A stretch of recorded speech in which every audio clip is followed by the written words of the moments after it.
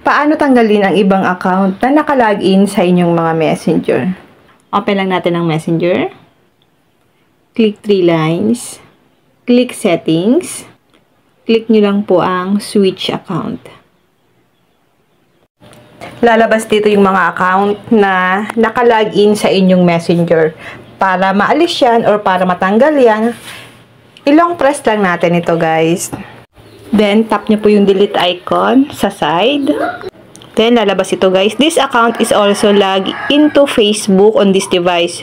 You need to log out of this account on Facebook to remove the account. Okay? So, tap lang natin guys ang okay. Kasi po, kailangan pa pala nating i-remove yung account na ito sa ating Facebook account. Kasi po, nakalogin pa siya doon. So, tap lang natin yung okay. Ngayon guys, pupunta lang tayo sa ating Facebook. So, ito na po yung gusto natin tanggalin. I-log out lang natin. Tap nyo po yung log out. Tap log out. Tap lang natin ang 3 dots. Tap remove profile from this device. Ngayon guys, ito yung tatanggalin natin. I-tap lang po natin ang remove. Tap natin ang remove.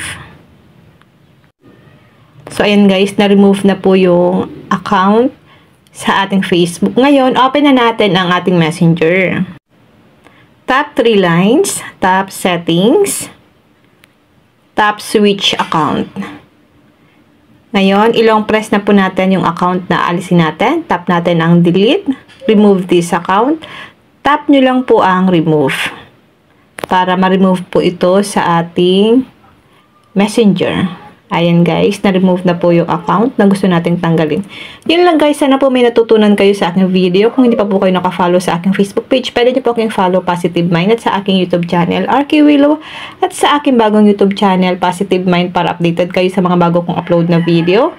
Then mag-comment lang kayo sa comment section kung may mga tanong kayo, and now thank you for watching.